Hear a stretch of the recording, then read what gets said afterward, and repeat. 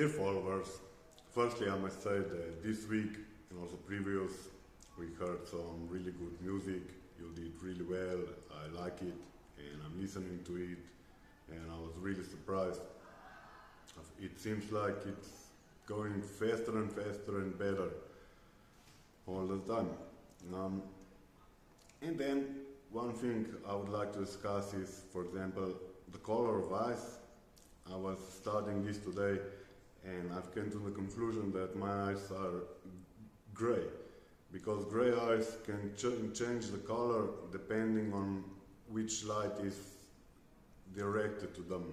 If the light is different, they can be blue or they can be even green. So they change color, and it's also important what you're wearing, the combination. And I noticed there's the students who come to the class. First time they had brown eyes, mostly. I like brown eyes too, they're good. But then when they saw that I have gray eyes, or I don't know if that was the reason, but on the next lectures half of them have blue eyes as well, which it looks good, of course, but also brown are beautiful. So the next thing is the future. Maybe you've been thinking about the future and ask yourself, what will it be in 10 years? How will be technology? What kind of discoveries will emerge? Or maybe even in 20 years or 50 years or 100 years. It's really difficult to imagine what everything will be at that time, because the progress goes so fast. And sadly, it can also happen that we will fall into another dark age. Dark age was when the Roman Empire declined, and until the Renaissance, that was from 5th to 15th century. But some scholars say that dark ages weren't so dark at all. There's just so little written about this era. However, yes, when we see disasters, the floods, hurricanes, what is happening, and wars, we can see that it can happen that we stagnate and go back. But if this will develop, I cannot imagine what will be in 1,000 years if we will go with such a tempo forward. Maybe there will be robots, humanoid, that you won't be able to differ them from the real humans, which also will have maybe plastics installed in, when you get older, you think, why wouldn't you put some Botox if you won't have that many, how to say this, I don't know, stripes. So, a little deeper debate today. And finally, I would like to, before we go to the story, of course, the last thing will be story, I would like to say something about fashion. That I also like fashion, and I try to surprise my students with collection of my things, and this is what I've done today to show you. So let's do this first, and then we will come back. So let's do some fashion. Here I have prepared one sweater already that I'm wearing, and two more, and we'll check which is better for which situation, trying to analyze them. Of course, sleeves you can put up at each, maybe looks different, more attracts your muscles. Then you can make also here, and some they do this around, but I think that's not in fashion anymore. So I'm going to put it down and go to the next one. Maybe this will be for physics, yes, for teaching physics. And then mathematics, it has something different, quite the opposite. If physics was black, this is almost white. And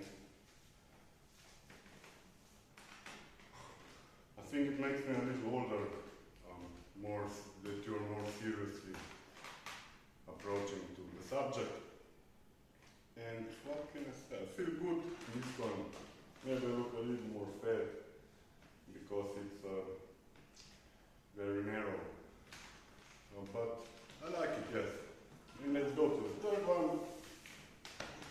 I'm doing this really lazy. I should be more on power. And now this one, I'm not so excited. This presents a work for me. And the green one would be for philosophy or for reading you stories. And again, here I can do this and many things. And now let me show also without a sweater. Put everything down.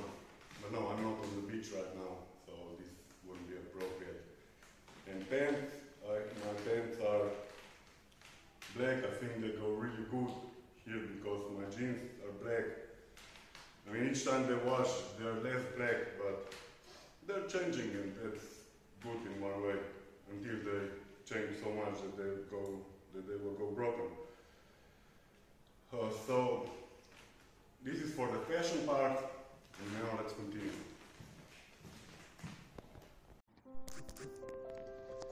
Ethan and Lena were an unusual pair. Ethan was a scientist and Lena was a free-spirited artist. Their relationship was full of love, though sometimes they struggled to understand each other's words. One afternoon, Lena sketched something that caught Ethan's eyes.